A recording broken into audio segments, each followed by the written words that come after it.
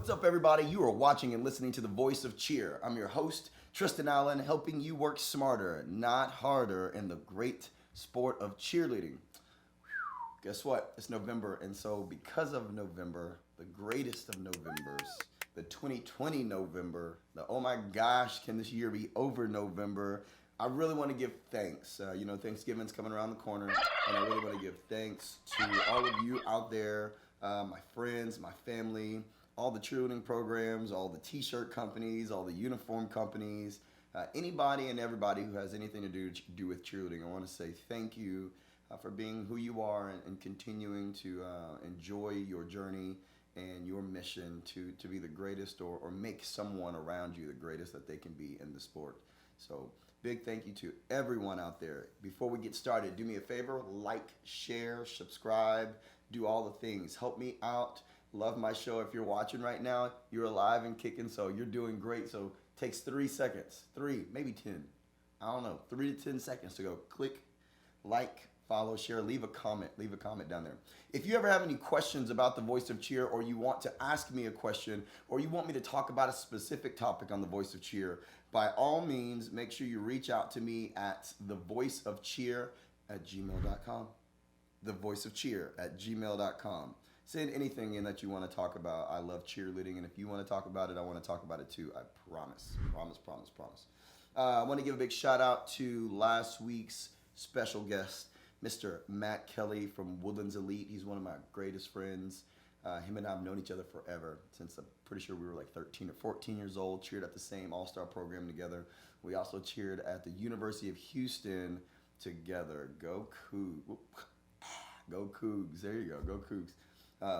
Throwback, by the way, for those who don't know about the old school University of Houston Cougars, 2002? 2003. Cut-off sleeve tops. First standing double ever competed on the dead floor on the bandshell in Daytona Beach, Florida by Christian J. Muniz. I was on that floor. I think I was like 17 years old. I'm over to the left at the very beginning, standing full to the left. Watch me after the standing full. Don't watch me. I was like 17. I didn't know what I was doing. But big shout out to Matt Kelly. Thank you for allowing us to get inside your private lesson and kind of see how you do what you do over at Woodlands Elite. Thank you so much, man. Before we keep going, I want to tell you all about what we're doing on the show today. We're just talking about COVID-19, where we were, where we've kind of progressed into, and where we are currently, where we're going. And truly, I want you to know right now, my whole conversation is about just being thankful and seeing the bright side of it. I know there was a lot of negativity during COVID. COVID's not over yet, but in the process of, but I just have this positive outlook on life. So that's kind of what I look at. That's what I'm always going to look at. We also have our special guest from South America, Colombia to be exact, Marvin. He's going to be here to talk about what's going on in Colombia, what's going on in his 2020, and how cheerleading in a whole is coming back around full circle and where they're at this point. So before we get going, I got one more thing to do. I want to give a big shout out to my sponsors. First and foremost, thank you to the Cheer Week app. You guys go check out the Cheer Week app. It's a free app full of content, cheerleading content. It's for the cheerleading community, by the cheerleading community. They've picked up my show, and my show is on that platform. So check out the Cheer Week app. Also, give a big shout out to my man Adam Jaggers over at CheerLive.tv. CheerLive.tv. He is another content provider who has picked up The Voice of Cheer, and super excited just to have my show being placed everywhere else besides the places that I put them to, just like Facebook, YouTube, Instagram, and things of that nature. And then last but not least, I want to give a big shout out to Taylor Mondick and his new invention called Choreo Book. ChoreoB.com if you want to go purchase, but Choreo Book. It's a great, creative, innovative way to keep track of all of your skills, routines, formations, spacing, the whole nine inside this choreo book. It's built for choreographers, coaches, and anybody who wants to make a routine. So once again, big shout out to Taylor Mondick over at the Choreo Book. Awesome. Well, there's nothing to it but to do it. I'm your host, Triston Allen, and this is The Voice of Cheer.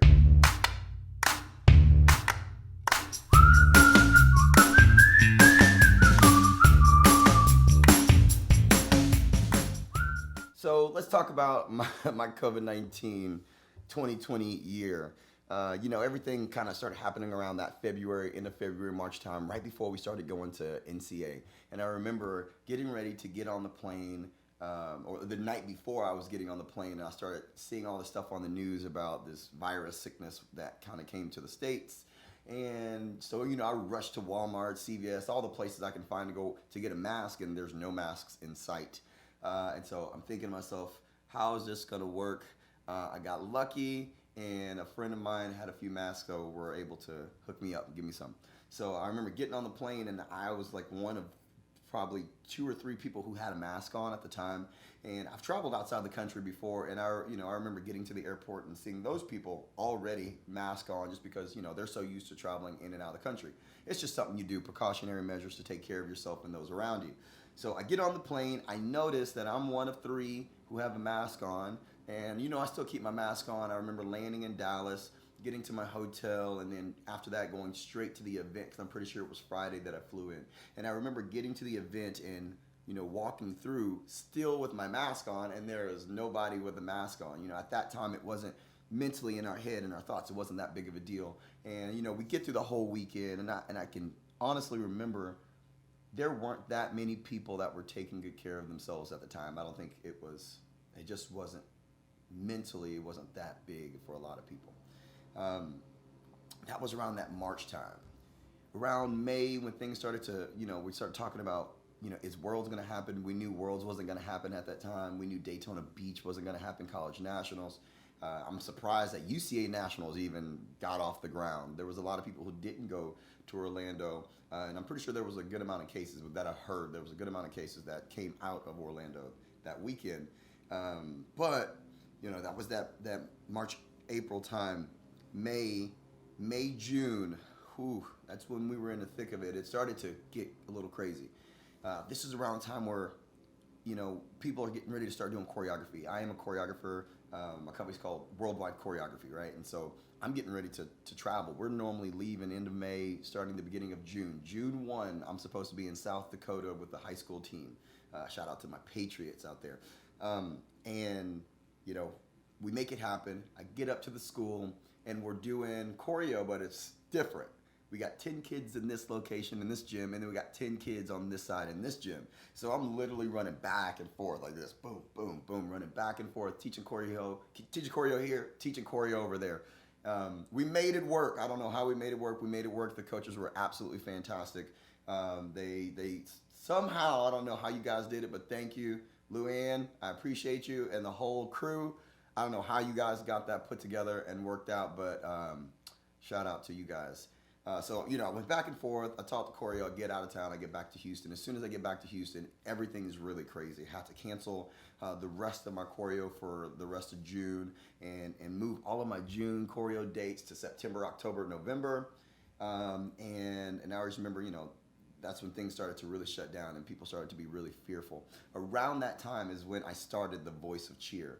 And I love the sport of cheerleading so much, I just couldn't imagine not doing cheerleading. I'm like, if I'm not going to competition as a choreographer watching my teams, if I'm not going to competition as a judge judging the teams, if I'm not able to get inside of a gym and just be in the atmosphere, I got to do something. I got to talk cheerleading. I got to be a part of cheerleading some way, somehow. So I started the Voice of Cheer, and I was so thankful because what COVID-19 did for me, at least, is it helped me connect with a lot of people that I haven't connected with, whether ever in life or in a long time. One of my first people I remember talking to was Big Red, Jennifer Cooper, just about choreography and what all we were going to do to be innovative to continue to stay in the sport and live strong in our sport. As a choreographer, the paycheck comes from the choreographer getting to the gym and teaching the choreography, and immediately we understood that part, we didn't know how long that was gonna, be, we're gonna be stuck at home. So I got to talk to a lot of fun people. Jennifer Cooper, I appreciate you. Brandon, Edgar,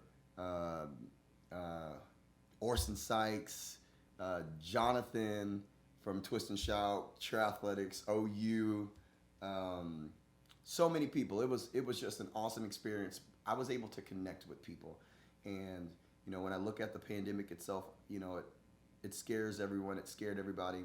But I was just so thankful that I was able to connect on a level with some people that I haven't been able to, or that I've always wanted to. So that's kind of where I was during that time. End of June, July comes in, and things are starting to die down. I get on the road and I start my choreography tour. Hashtag WC Tour 20. WC Tour 20. I get on my choreography tour, and now we're on the planes and things are different. People are wearing masks. People are wearing gloves. People are, hoodied up. They're trying to stay safe. No one wants to get sick. And so I'm able to get out on the road and travel. There was a lot of states that weren't allowing, people from the hotspot states, and I live in Texas, to get inside of their state or their city. And so some of that was pretty difficult, but, we made it happen. And I was just so thankful that I was able to get to the programs and work with the kids and build these routines and continue keeping everybody uplifted, because at that point, truly, we still didn't know if we were going to have a 2020 season at the time. So I was able to get out and do some work, which made me extremely ecstatic. All the while, my wife is pregnant at this time. So I'm trying to stay as safe as humanly possible. And every time I come home, I'm sleeping in the in the guest bedroom to make sure I stay away from my wife because she's pregnant at the time. So we get to the end of July and August starts, and people are starting to slowly get back into their gyms and things of that nature. The masks are being worn in the gym. People are slowly starting to stunt. And I think around the August time was not the time to stunt yet, but you start seeing people stunt. Instagram posts, Facebook posts, Twitter posts. You start seeing people hands on. And immediately I'm thinking, okay, all right, we're going to be all right. And then you start seeing more gyms and locations and cities and states kind of shutting down again. I'm like, no, don't do it. August 25th, we brought an awesome gift to the world from the Lord up above. Our child, Presley Kai Allen. She is now 2 months old and is the cutest, sweetest little thing in the world. Man, thank you so much.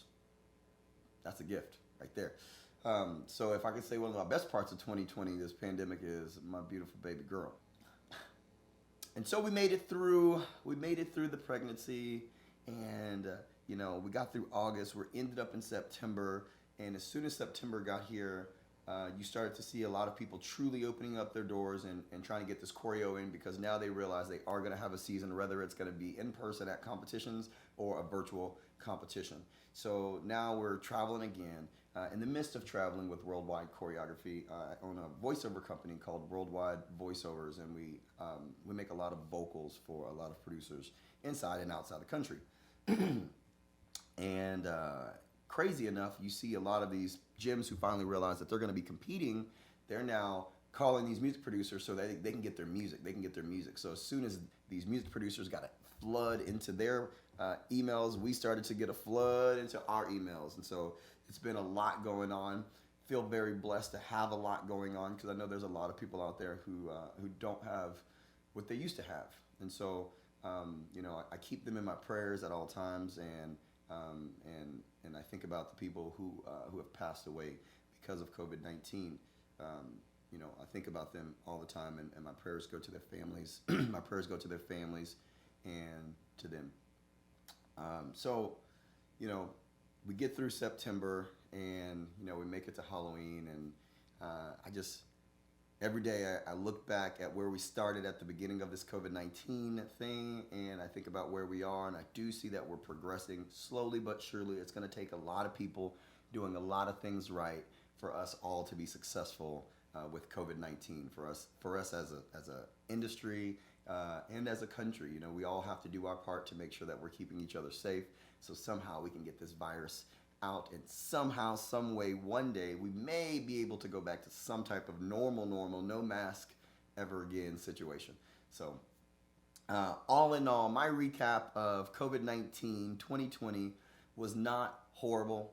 I was very blessed to live in a good situation, to continue to do what I love. I think the podcast really saved my mentality. I was able to do cheerleading and continue to communicate with people and inspire and motivate, and that's what I feel like my entire purpose is on this planet. The Lord put me here to inspire, motivate, and help others achieve their goals. I think when you achieve your goal and I'm a part of it, I'm thrilled that I was there to ride the wave and help you get from point A to point B. So I'm thankful for everything that I was able to gain in 2020. I'm thankful for a lot of things that I lost in 2020. I'll say that again. I'm thankful for everything I gained in 2020, and I'm thankful for all the things that I lost in 2020. It helped all of us kind of strip down to bare bones, realize who we are, realize what it is that we want in our world. Even with cheerleading, it helped a lot of you ladies and gentlemen hurry up and run back to practice, where some days you were complaining about being at practice because practice was so tough, so long, so hard, all of these things. And trust me, I'm a cheerleader. I totally understand the sport. I understand the physical and the hardships of the practice, not just the physical practice. Anything that happened before you walked into practice. And so it was really cool to see everyone really miss the sport and kind of realize how much we've taken it for granted over the years. We finally can't do it, and now you want to be back in it. And so now everyone's getting back in the door, and whether they're in the gym kicking butt or they're outside in the grass, everyone is back in there doing what they love, having a good time. So my experience of 2020 was tough, but I came out on a good note on the end, and we're not done yet. We still got to get through this thing. Up next, we have our good friend Marvin from South America. But before that, here's a good word from our sponsors over at the Choreo Book. Choreo Book is the newest must-have tool for coaches and choreographers. You can now keep track of your team's skills and progress using our various charts. Create flawless transitions using our pre-made floor templates. And most importantly, make sure your routine is maxing out that score sheet using our handy routine checklist. Choreo Book. Get organized, stay creative.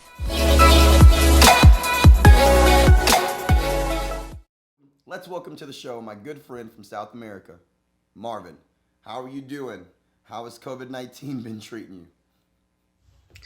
Thank you, Triston. I feel very honored to be invited to your show. Thank you for having me on The Voice of Cheer. I really appreciate it. I'm doing well. It's been a challenging time for me, but also it have gave me the time to explore new fields of interest, and it also have allowed me to rethink my priorities and redo my plans and strategies for these last 2 months of the year and the beginning of the next one.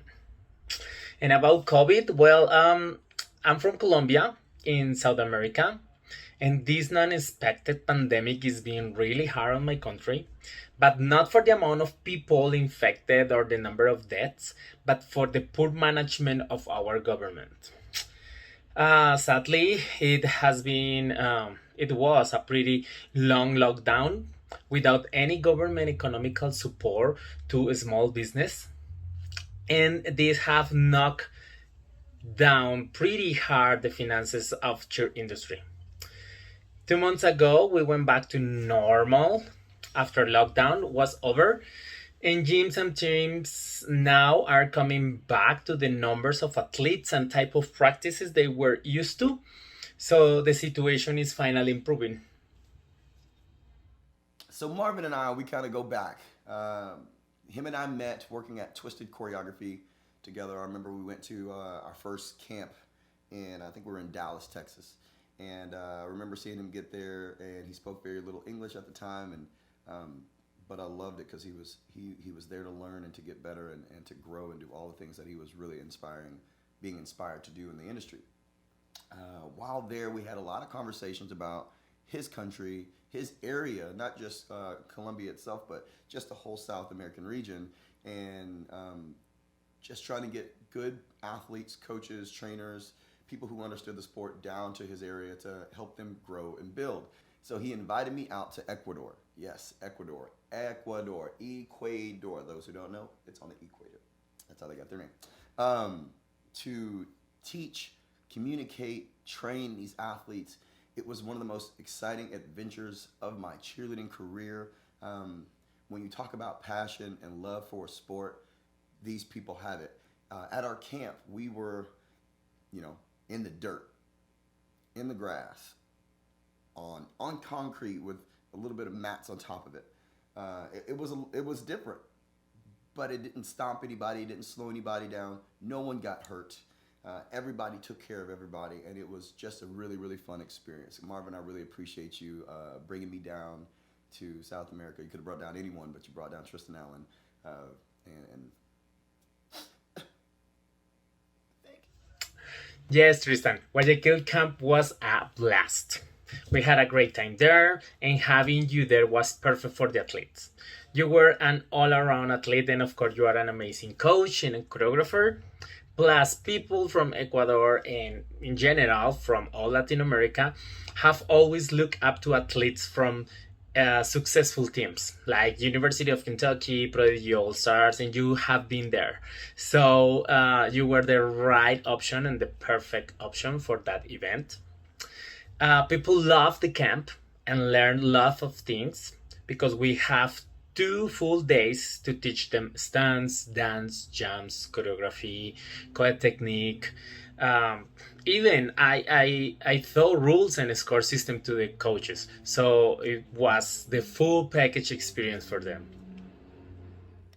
So Marvin, just in case people haven't seen your face before, tell everybody what it is that you do in the industry. I know you do choreography. I know you judge. We've seen your face with the COP brands. What else do you do? What is Marvin in the cheerleading industry? That's correct, Tristan. I own Innovation Choreography, and I'm proud to say I was the first full-time choreographer in Colombia and probably in the rest of Latin America, but I cannot be totally sure about that.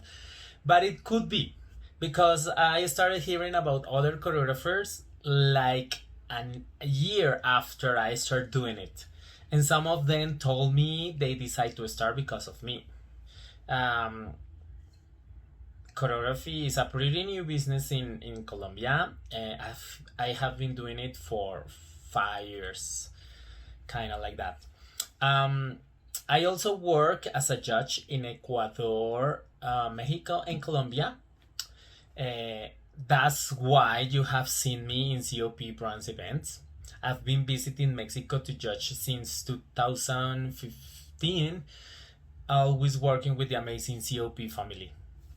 But something you maybe you don't know is that I also work for the biggest and most important event producer company here in Colombia named Capital Cheer. I am the judge and scores coordinator. Plus, I give advice to other areas of the company like the science and advertisement department.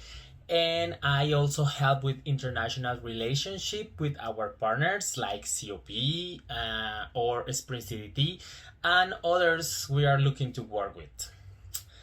I also coach a college team here in Bogota.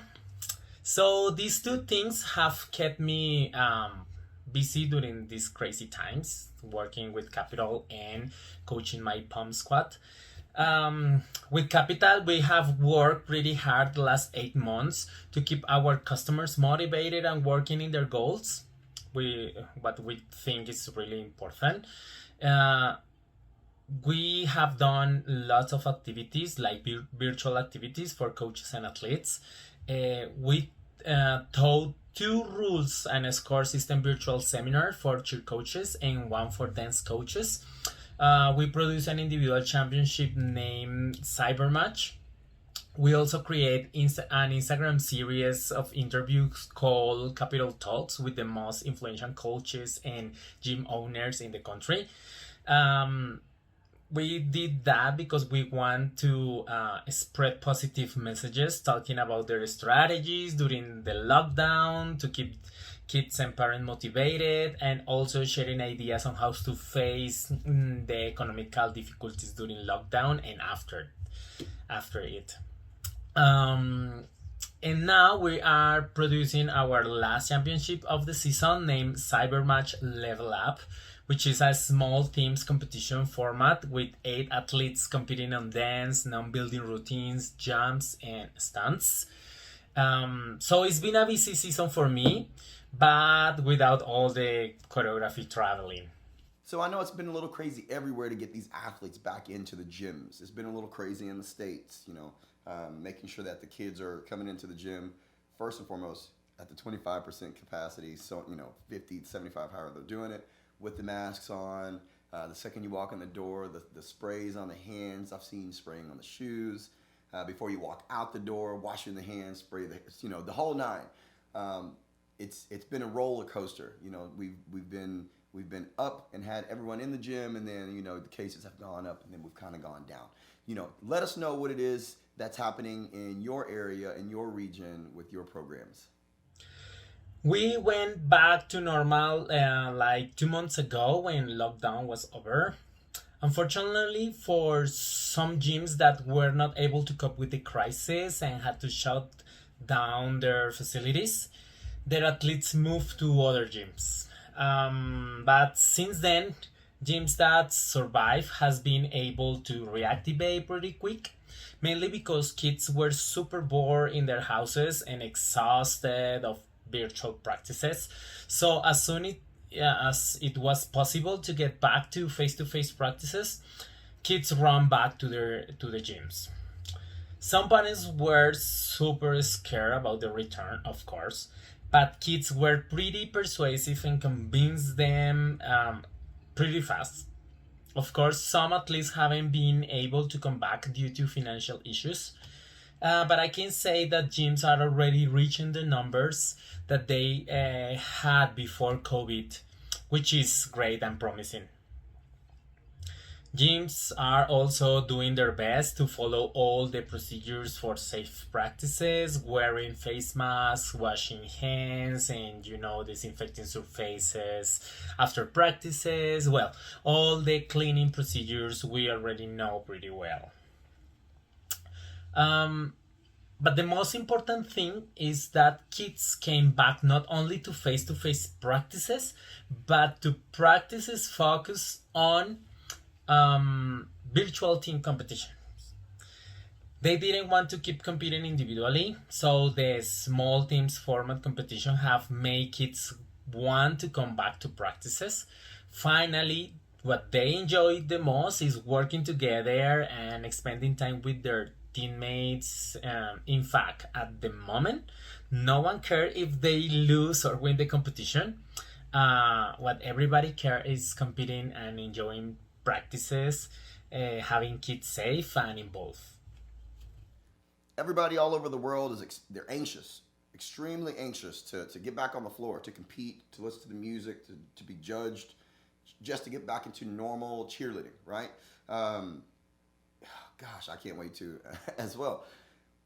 What is it that you're looking forward to? What is it that's making you anxious? What are you excited to see going into this next season, into the current season and into the next season? I think it's pretty clear for everyone here. What kids and coaches look forward the most is competing again in a real event. And hopefully we will be able to do it by June next year, which is our normal start of the competitive season. As we start season on January and we compete for the first time on May/June, all the way to November.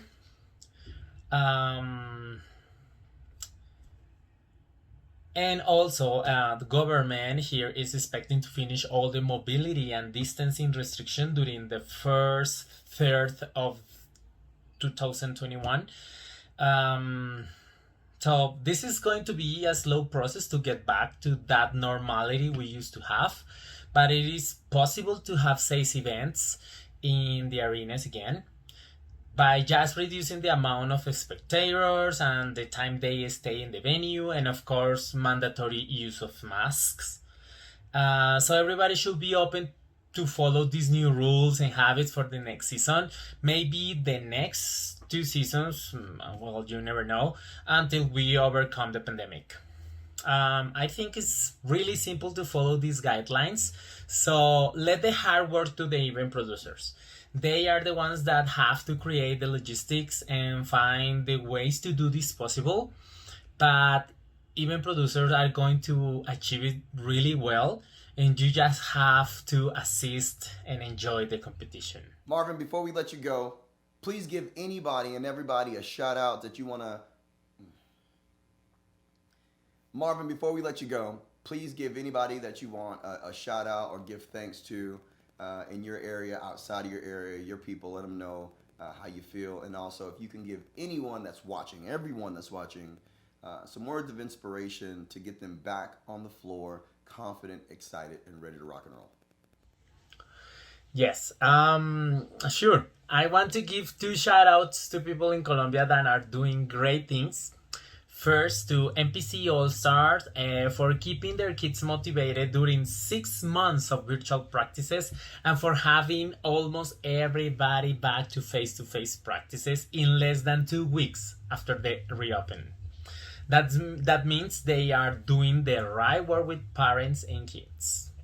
Second, of course, I want to give a shout out to Capital Cheer for reinventing virtual championships and seminars this seasons, providing access to coaches to their traditional education courses, even though everything was stopped, and giving athletes the chance to compete from home in fair conditions and having quality judging. To all the people watching this, please like, follow, and share. So easy. Let other people know about my country and the situation here, and about this show, of course, which is an important space for cheerleading among all the creative content produced every day in the internet. Keep in mind that the virus is going to be there for a while. We can't stop our life for that. We already know how to protect ourselves and our loved ones, so let's do it and practice smart with more commitment than ever before. I'm looking forward to watch everyone competing again, showcasing all your amazing talent. And finally, thank you for having me again, Triston. It has been a pleasure. Marvin, thank you so much for being on the show. We truly appreciate your time. I know you're a busy man, so thank you once again for being on the show. That's my homie from down south. Continue to stay safe. Stay blessed. Cheer on. You know what I mean? Take care of yourself, Marvin. Well, friends, that's it. That's the show. Big shout out to Marvin from South America, Colombia to be exact. I say it every single time.